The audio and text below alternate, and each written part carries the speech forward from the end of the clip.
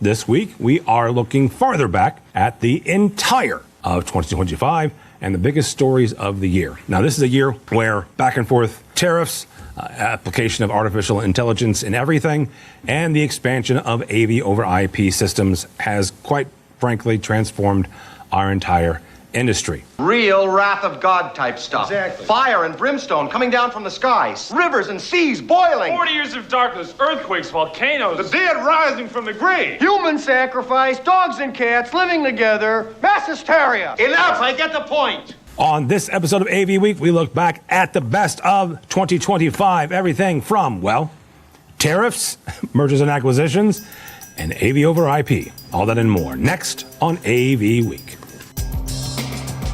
This is AV Week, episode 749, the best of 2025.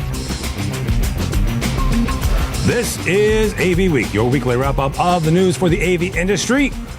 Although, this week, we are looking farther back at the entire of 2025 and the biggest stories of the year. Now, this is a year where back and forth tariffs, application of artificial intelligence in everything, and the expansion of AV over IP systems has quite frankly transformed our entire industry. We start at AV Week 705, talking about using AV to provide immersive experiences. Brent Welker, Joe Dunbar, and Tim Benwart join us to talk about how integrators are using AV to lose yourself in the moment. To call it like innovative or reinvention or anything like that is just such an exaggeration, right? Like it's a press release. Mm-hmm. And I didn't really read much there.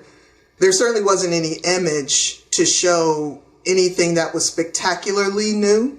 It's like, yes, it's, they told us what the lumens were, that they're really bright, they perform well. I could say the same thing about projectors 5 years ago. Right? This projector is really bright. It performs well. I mean, that number of projectors, you'll find that number of projectors in any other museum that's doing some kind of immersive exhibition, right? Or not even immersive, which that's a whole other thing, right? Like whether or not this is truly immersive is another question. You can't really know that without experiencing it. It could just be a lot of visual imagery, but it may not actually immerse you. And when I think about things being immersive, it means that you lose sight of where you are, right? Like you enter another domain. So it's a lot of projectors. I'm sure, Christy makes great projectors. But in our world of design, it's all about what's the right application for the integration. And there are going to be cases where a projector makes sense. And there are going to be cases where LED makes sense. And we're going to make those choices based on that. I don't necessarily see projectors going away. There's still a lot of value in being able to do mapping and things like that. For at least in our world, in the live events world, projectors will still be around. Cinema's still going to rely on projectors for big houses. But there was nothing there that said innovation to me. Frankly, and maybe I'm alone in this, but more and more the things I read just feel like there wasn't a whole lot of care or attention put into writing what it is.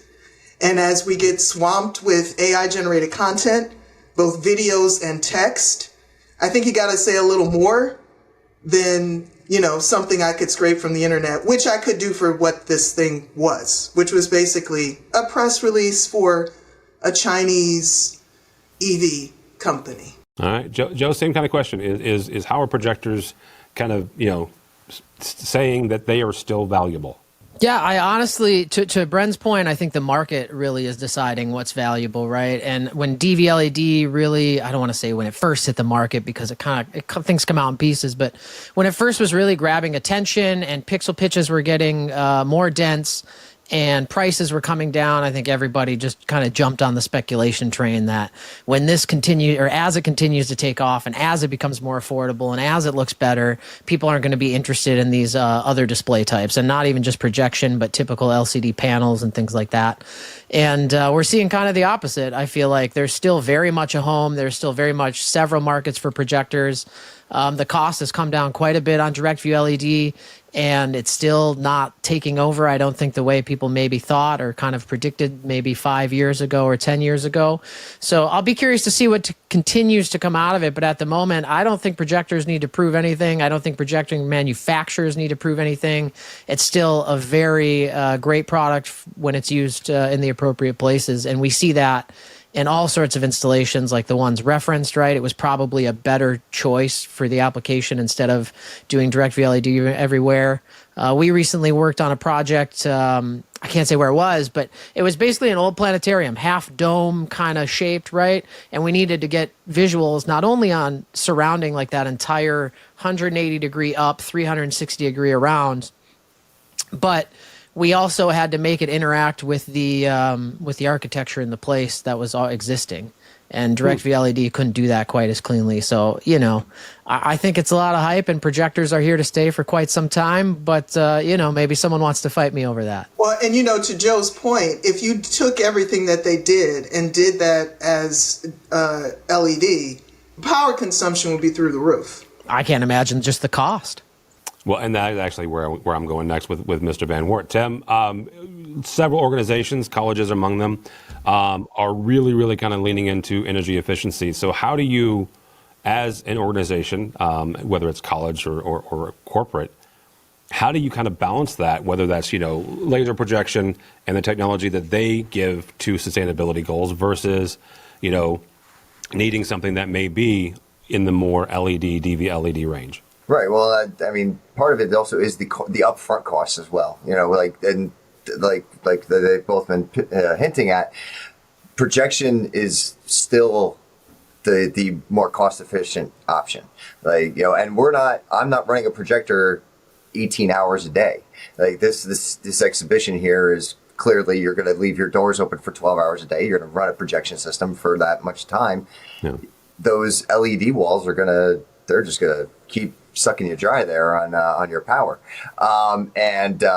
You know, so from that point, like that alone, like we look at it, yes, in that power piece as well, because, you know, we've done a great job here at Rutgers of installing solar panels. We're trying to offset our cost on the globe as best as we can. We have lots of parking lots that have solar panels now that can bring in those extra watts that we need, so yeah, there's still very much a home for projection here, and like Bren was saying, the true immersion is that experience. Like you need to lose yourself in that experience, and there's folks like Igloo that are doing great things with projection and actually getting that full immersion kind of experience going, and you know, that's where you lose yourself, and you know, that's something that DirectView LED is not going to get you at right now. You know, not quite yet. I think we're getting there, because no one could afford the sphere. The sphere. I was thinking from Star Wars, not the Halo, the hologram, the holographic, the holodeck. That is Star Trek. But the thing that they filmed The Mandalorian on. The virtual the sound stages that they're using screens on. Like that's DirectView LED, like, or like a you know, so, you know, we don't, you know, I don't have that here at Rutgers. Like I don't have I don't have that budget to do something like that. That's studio level type stuff. But I could throw 3 or 4 projectors in and blend the image together, and I get that sort of similar thing for a fraction of the cost. Another phrase that was trending this year in AV was full stack. In programming, a full stack developer can program for both client and server software. QSys developed their own AV platform that fit that exact same role for our industry. In AVWeek 718, we talked to Brock McGinnis, Craig Durr, and Misty Chalk about the evolution of AV solutions. I think from an integrator's perspective, it's really handy, Tim. Okay. You're writing one purchase order. You're dealing in one programming language.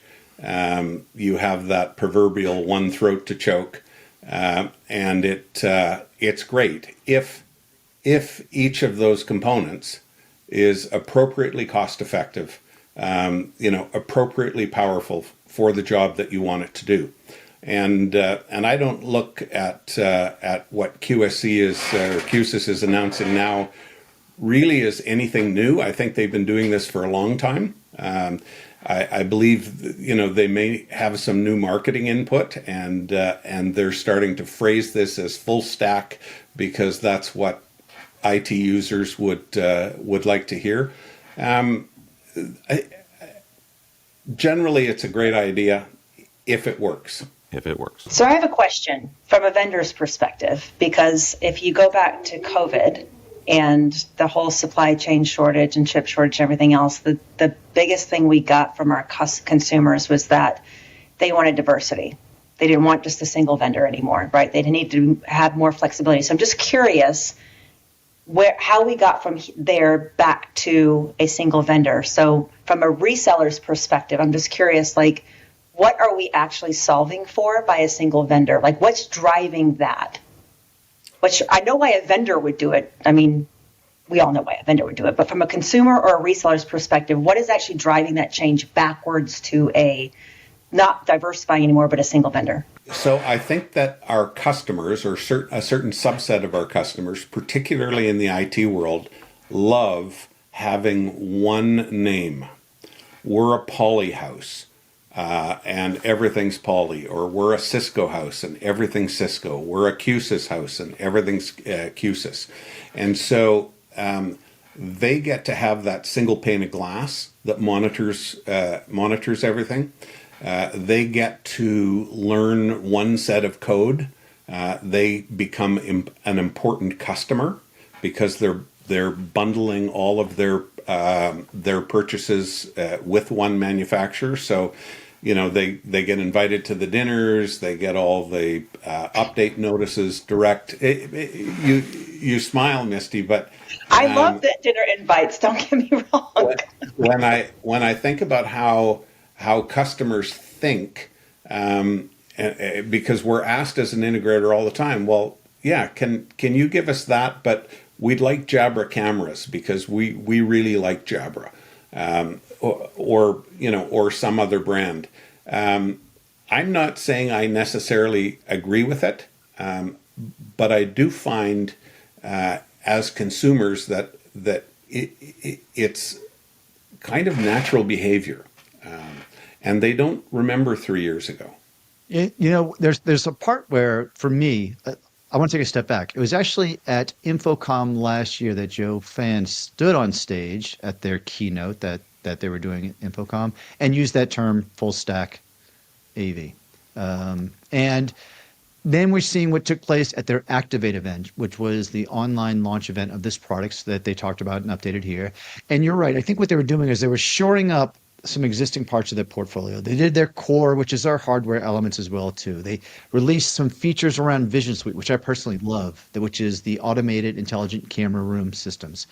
They updated Reflex, which is their management platform, and then they did something with designer software. So I think they level set a lot of this stuff into being equally important and equally weighted, where cleaning up the portfolio is probably too limiting of a phrase. So I think it's value brought there.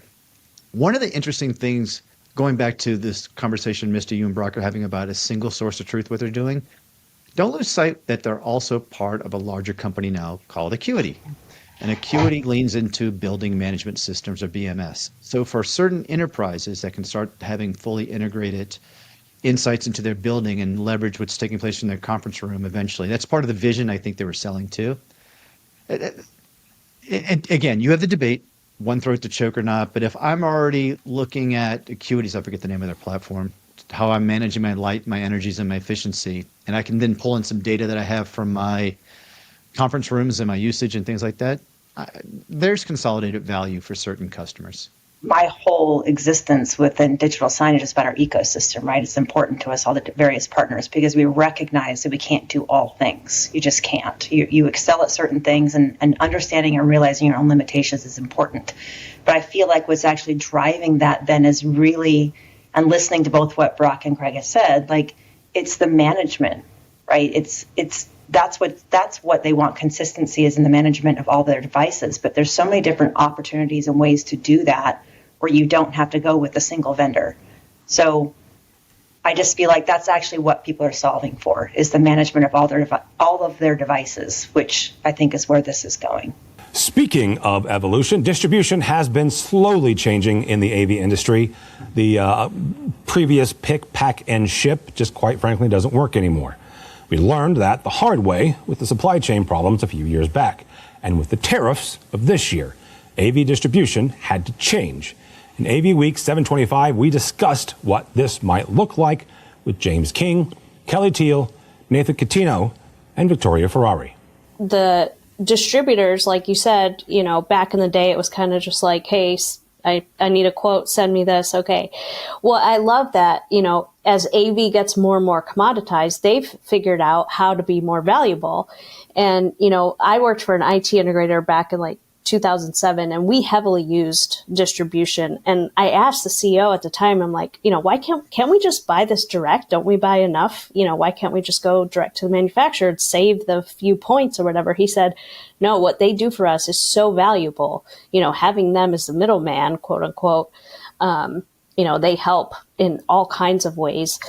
The strategic distribution, if you've got a global rollout, for example, you have equipment in different locations and the distributor can ship from, if you got one in Europe or whatever, you got one in the US, and it just helps with taxes and shipping. And I mean, there's all kinds of things. And then on top of that, their training, I've found training from a distributor is sometimes more valuable than direct from the manufacturer, because they kind of learn more hands-on. They leave out some of the jargon that manufacturers don't even realize, that they're saying, and acronyms and stuff. And so I love taking training from distributors. And then the final thing is, I totally see, at this point, integrators really choose who they're going to buy it from, which distributor. Yeah.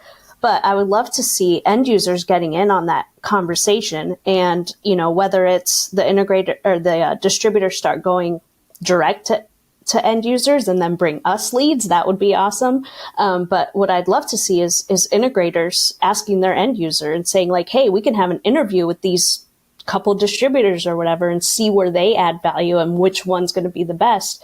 And that just helps you be more sticky, in that account.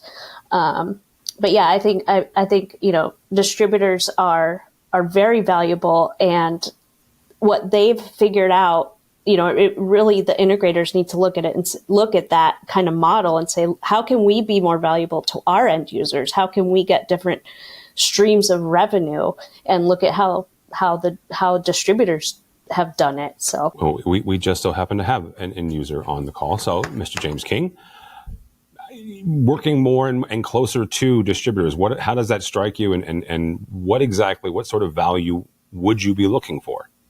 So I actually want to hit on something that Victoria mentioned about that training, because that's interesting. I have yet to be a beneficiary of that distributed trainer, but manufacturer's training, and again, I don't want this to be a knock on manufacturers, but I've always told my team, when you're taking the manufacturer training, when you're taking the 101, it's a sales pitch. Just get through it, then get into the other ones. And I understand why the manufacturers are doing it. I'm not trying to knock them, but it's once you get into the 102s, the 103s, and the higher levels, that's where you get the meat. So getting away from that would be valuable as a manager to provide to my team. So that's something I'm going to look into. Now, buying from a distributor, to me right now, that it's just changing who I'm buying from. I'm still learning the values there. I came from, when I first got in higher ed, we did 99% installs ourselves, in-house. So everything was drop ship. We called our integrator partner saying, we need X, Y, and Z. They shipped it to us. We did it all in-house. Here we leverage more of our integrator. The level there is probably more 80-20 right now. So, and they bring value. I love the integrated company we're working with right now. So it's really a balancing of, okay, who I'm buying the equipment from. Now, the one concern I have from a end user, because I am the end user in the mind of integrators and distributors, but I am not the true end user. I'm a in-house integrator. That's what we do. We integrate for our business here, our education. Is if the distributor is racking, testing, and then it's going to the integrator, and they're racking, testing, and then it comes to me, and something's not working, whose neck am I wringing? It's just another more hands on it. So I am in the wait and see. Does it add value or doesn't it? Or is just another neck I need to wring? All right. Nathan, you got a unique perspective here. And I've said this before. I didn't know what stories I was pulling when I got Nathan on. But Nathan has worked for both distributors and manufacturers. So from your perspective, what sort of services, what sort of added value can distributors add? And is that valuable both to you as a manufacturer, but also to folks like James? So two different perspectives. Typically, I've not seen too many customers go directly to a distributor for training. I mean, that could happen over time, but the reason why they're building it, and by the way, over the last 3 years, we've seen a significant amount of growth in this space. Growth as in they're creating more capabilities. There are so many distributors that we are actually doing technical training for now. 5 years ago, that almost never happened. It's like, these are the products. This is how many you want to try to get to sell into the market. That was it. Now they've set up labs. They're doing training for their partners, like Victoria mentioned. That's a huge value. I will agree with James on, yes, there's lots of marketing, right, in a lot of the trainings. I think we're getting better at it, but to your point, the manufacturer has their point of view. They want to make sure they get all their points across, which is why we do that. But the 400 level, there's more of that happening now. And you've probably seen some of that from Logitech, where we're doing a lot with our partners at the 300, 400 level training.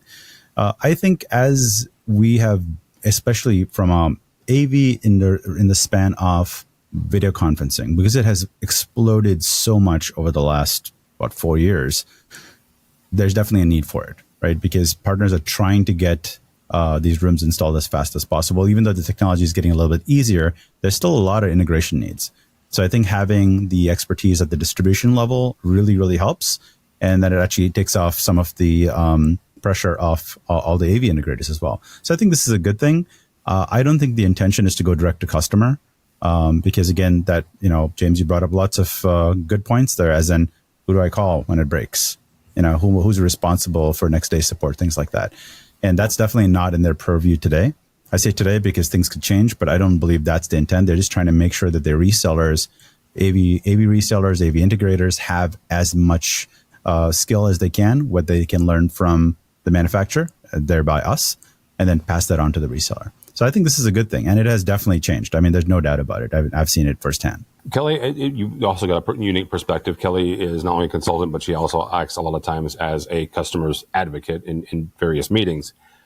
Take me through, what you would, advise a customer as they're looking at these different opportunities. And to James's point, you've designed a system, but the way that the actual final rack gets to the site and then installed, I'll use James's example here. It has touched, half a dozen techs, right? So how would you navigate this alongside an IT or an AV manager? Yeah, so from a consultant standpoint, especially today, distributors, we have to explain they do far more than just move product, right? So we help also have the client on the client side understand that they ensure the product availability first and foremost. That's always a big hurdle. And they also provide that technical and design support. And then they give AV and IT decision makers access to a wider range of brands, training, expertise. But I think what's really transforming the industry today is how all of this feeds into that broader service-led model. And so many distributors will now offer remote monitoring or managed services or even AV as a service, so that they're not just helping deliver these systems, they're helping us and the client's side manage and scale them long term. And I think that personally, I think that shift turns distributors into true partners. And I think that's what the client wants to see. They want to reduce their project risk and they want to bridge that gap between AV and IT. And ultimately, that helps us deliver more of a reliable and future-ready solution. And it's becoming more of a well-known, solution as we go further and further into this paradigm-led shift. And I think that, our clients and our AV and IT teams that we work with, I think once they see that, continuing to progress and advance. I think that's something that I don't have to, as a consultant, explain as much anymore or show them from our side. I think it's just kind of something that's not just becoming a consultant standpoint, but it's also becoming the standpoint from the client. So I do think that they personally do more than just move those products. I think what their focus is now and what they're gearing towards is just helping us with those two major points, which is reducing project risk and bridging that gap. And while we are talking a lot about evolution and changes in our industry, some things never change. Namely, fighting your own tech when it comes to video conferencing. Part of our job in AV is trying to mitigate these issues, but it's often an uphill battle. On AVWeek 730, we talked to Brock McGinnis, Frank Pedicala, and Rebecca Sullins about the mistakes we still make in video conferencing and how to fix them. It seems very simple, and I'm sure every one of them read through the top 10 and thought, oh, I've seen that, or I've done that. And it's all a part of I think it covers everything. Quite honestly, my perspective on conference room spaces, or spaces in general, is that there's two elements, right? There could be equipment technology error, or there could be a design error. When there is a technology issue, most likely there's going to be a bad user experience. When there is a design flaw, it is going to be a bad user experience every single time. And unfortunately, with the way projects are happening, and kind of leading from our previous conversation about how we'd like to simplify things, the design part of it is being overlooked a lot. And from my own personal experience over the last, 9-10 months, my biggest conversation going back to the AV industry and going back to the UC folks and to the many end users have been about how can we better design spaces. It's an art that is almost forgotten because there's so much simplicity and there's so many different options and things can be done right. And I think Rebecca nailed it when she said a balance needs to be found in terms of what do we need to overlook and where can we kind of save and optimize, and where do we actually need to, invest our time. Spending time on a good design does not mean your project has to become more expensive. It just means that you have thought out the space and you've thought out the use cases. And I think this list covers it pretty well. As long as we are focusing on good design and using some of the AV basics and then choosing whatever device you want, I think we'll be in a good space. Rebecca, a little bit different take on this. When you look at this list, Frank said that it's a comprehensive list. So, okay, take a look at the list. Which one of these have got the biggest hidden cost to them? Like, which ones should IT managers really hone in on and eliminate if they can to reduce their overall costs? The biggest one, I would say, would have to be overcomplicating the UC, right? Okay. That's the big one, because people are tired. People are exhausted. And I say this as an exhausted human being, okay? When I walk into a space and I'm busy and I'm in the middle of a project and I have 15 deadlines looming and I've got another meeting in 15 minutes and, my kid's calling me from school because she forgot her lunch and my feet hurt because I had to wear high heels because I'm meeting with a customer today. The last thing I want to do is walk into that room and have to fiddle with a bunch of buttons that don't make any logical sense to me, right? And so when that happens and I get frustrated and I get angry and I say, screw it, we're just going to sit here and talk to each other. Guess what? That room doesn't get used anymore. Guess what? If I'm the one in charge, I'm going to IT and I'm saying, redesign that room. That's where your cost lies, is in humans. It's you can design the most perfect system on the planet, but if it exhausts the users, you're going to have to redo it. Period. People are tired. People do not want to have to, make things easy on people. Period. All right, Brock. Either take it one of two directions. Either can you add to the list, or which one of these is the most expensive for folks to deal with? So back in the day, we used to inform interior designers what kind of paint to use in a video conferencing room so it wouldn't be reflective. And we used to tell users that they could not wear shirts like I'm very intentionally wearing right now, because the camera would struggle to converge on anything but plain, and blue is best. That's the Moire effect, right? M-O-I-R-E. That is it, Moire. That is exactly what it is. Because video conferencing back in the day was extraordinarily special. Now, video conferencing is ubiquitous. But in its ubiquity, we have lost some of the specialness. And the specialness was we were creating a broadcast space. These were really quiet spaces. There were no cameras that were pointing out windows. There was illumination. We put a lot of very special lighting in to illuminate the people's faces sitting around that boardroom table. And now people seem to think that any dang room in any dang building is a great place to have a video conference. And I don't care how much One Beyond magic or Zoom heroics that you put into a room. You cannot overcome a bad space for video conferencing, right? You can't do it. And the interior design industry kind of needs to wake up to the fact that glass fish bowls, not so good.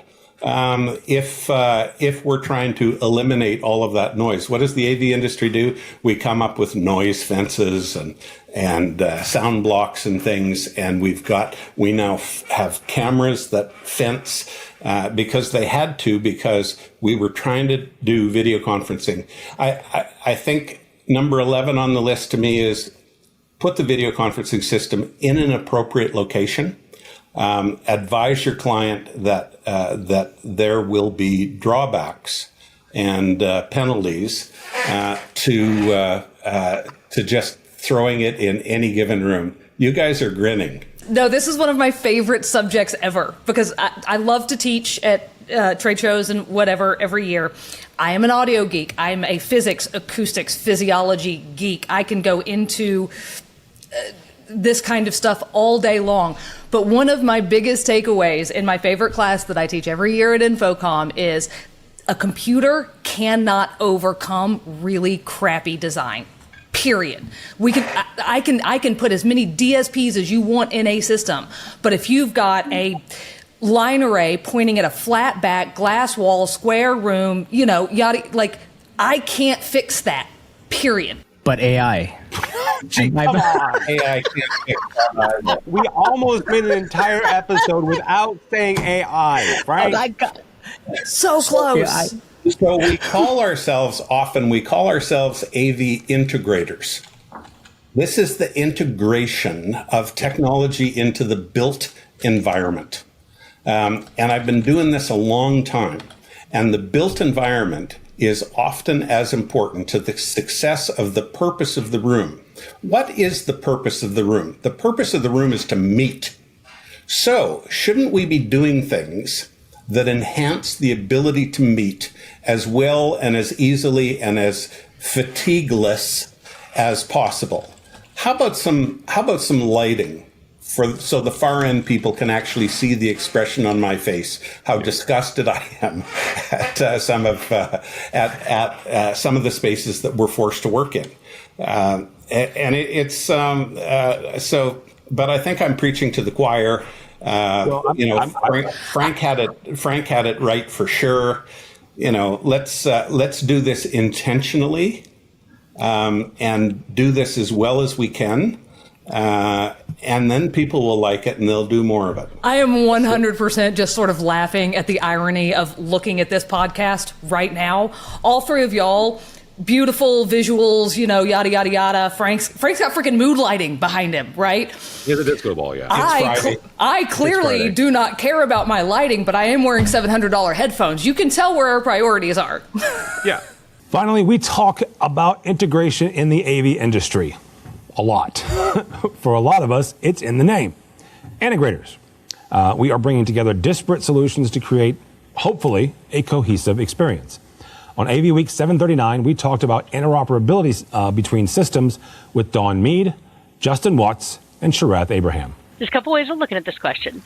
In an ideal world, it's highly critical. It's wonderful to have that one, single pane of glass, that one dashboard to look at, that one standard to worry about. On the other hand, I live, and probably a lot of our viewers and listeners live, in a world where, despite our best efforts, we're surrounded by 150 billion different ways of doing things.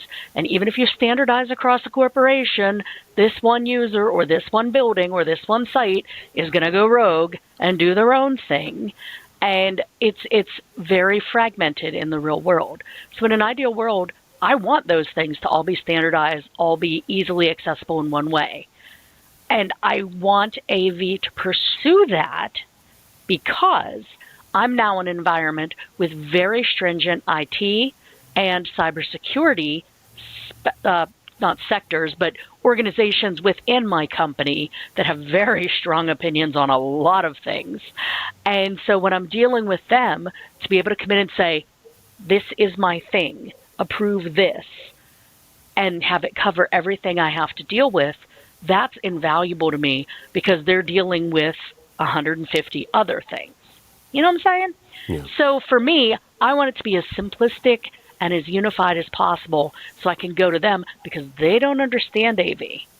And now that we're starting to put things on the network with very strict oversight and very strong opinions, again, we have to fill out forms that are not designed for AV, and we have to go through screenings that are not designed for AV, and we have to go through these processes that they're having to modify on the fly for AV. So if I can ask them to do it once to address the AV issue, that's fantastic. If I have to ask them to do it 10,042 times to address AV, man, I'm going to hate you because I'm going to have to sit here at my desk and fill out every one of these forms and every one of these, questionnaires individually 830,000 times. So for me, it's important. It just, in the real world, it kind of practically doesn't happen. Justin, Dawn picks up on a good point there. You and her both work for, let's say, multinational corporations, different ones, but multinational corporations. When you're selecting devices, regardless of what that is, a camera, DSP, whatever, right?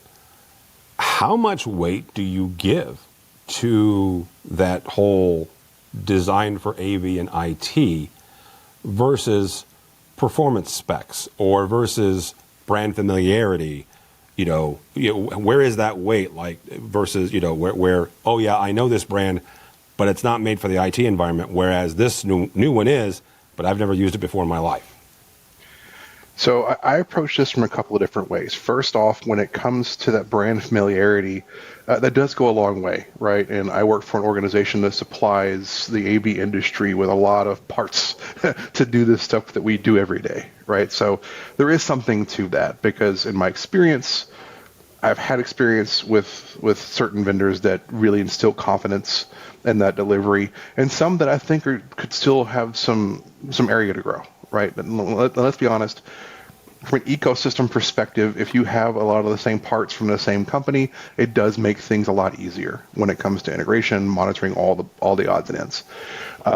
I would say, honestly, since where I work now and things have developed a lot since I've started, I do give more credence to how this device is going to interact in my environment, and then I offer up those options to my users when it comes to those deliverables and let them know that this was a more IT-centric offering.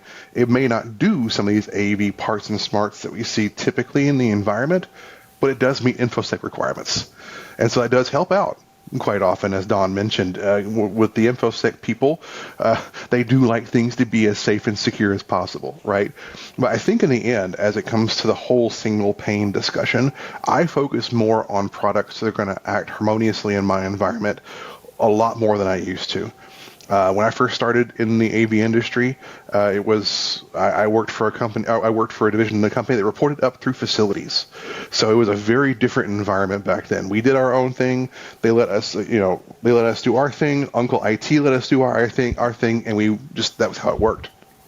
Now, I manage both AV and IT for my company, which means I have to play a good steward in both environments, and so it's definitely one of those things that has gotten a lot more gravitas in my selections since I first started doing this. So is there a simple solution? No, there isn't.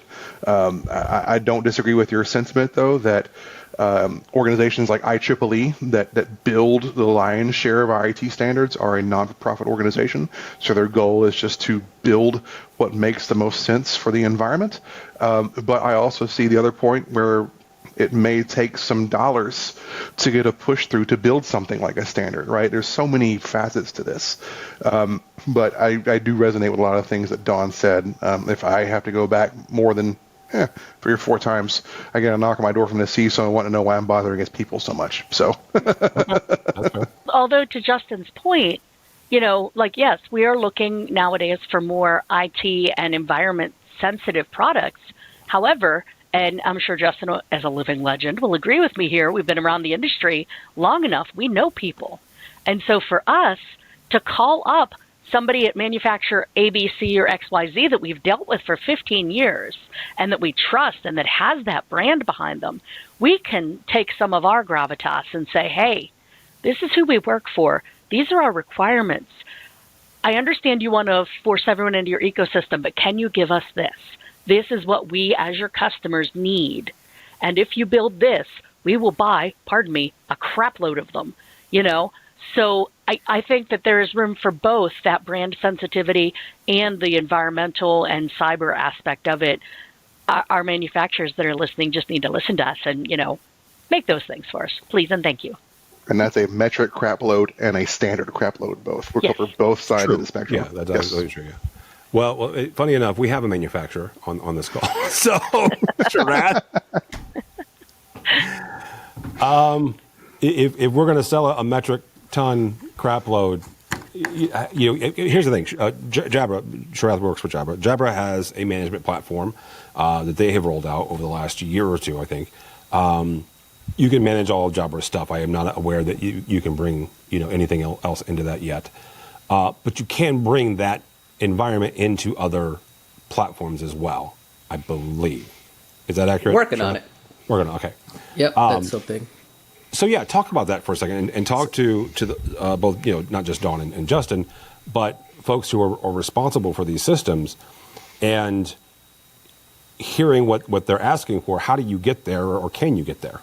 It's one of those subjects I've been advocating for because I've been at Crestron, I've been at AVISPL, and I've been at Accenture. So one of the things I've noticed in all of those roles is the more prominent need for open communication between devices, because every client is different. But if you make or utilize a standard, each client can use it based on their needs. So for example, APIs. I think every single manufacturer needs to have some sort of API available in some function. And I also know managing APIs costs money, data costs money, and I think that is prudent on each manufacturer to say, hey, what can we provide for free? What can we not provide for free? Where operational costs meet in the middle? And then that's how the future is going too, because I'm a big AI proponent, right? So in 10 years from now, there's going to be AI agents, not even 10, maybe 5, AI agents that are going to be the first tier of managing devices, in my opinion. How do those things talk to either cloud system or directly to the device system? So when it comes to interoperability, every manufacturer needs to think about it in some fashion for their portfolio that they're bringing about in the next 5 years, right? You no longer can have just a Crestron only or an Extron only or full on, right? That's, the other part of it is support, right? Because I'm always thinking about customer experience. As an integrator, that means, if there's one standard, you learn about that one standard. It's easy to teach my technicians about the one standard as opposed to each manufacturer separately, because that takes time. Time is not, right? So if we're building systems that are interoperable with each other, as long as you know majority of the interoperability, then the 20% can be the specialists in each company of that manufacturer, right? So now I'm thinking about people, where interoperability and APIs function, right? Because you can still have a Crestron expert, an Extron expert, an AMD expert, or whatever expert, but now you still need to feed information to what I would say future AI workflows that will take in those considerations. And that's just my point of view, because when I went to an AI customer experience, customer support thing where they have this agent, it kind of just blew my mind. Like, okay, things are moving fast. That's it for the best of 2025. Here's to the best of 2026. I hope you all are happy, healthy, and safe. Hope you have a very happy holidays. My thanks to our entire team at AVNation. First and foremost to Mitchell Tulin. If you want to see anything that Mitchell does besides editing, you can go ask him for copies of his book that have nothing to do with AV. Mangesh, our fantastic social media coordinator in all things PR. Becca and Haley that keep me on task, and the entire marketing and editorial team. I am also very, very thankful to you, our listeners and our audience, who continually show up every single week to see what our really, really smart integrators, our really, really smart IT and AV department heads have to say. We really do appreciate it. I am off for the next couple of weeks, but we will kick off 2026 with a year in review and a year in preview. So from all of us here at AVNation, thanks so much. Have a very happy holidays and a blessed new year. Thanks so much for watching. Thanks so much for listening. That is all the time we have for AV Week. The network for the AV industry. What are you listening to? This is AV. This is AVNation. This is AVNation. Hi, this is Jennifer Goodyear and Erica Carroll from the Women in AV podcast, where we are encouraged by the incredible stories of women in AV. Listen in on fun, empowering conversations as we chat with inspiring women, breaking barriers and creating their own path in the industry. Check out Women in AV on avnation.tv or wherever you get your podcasts.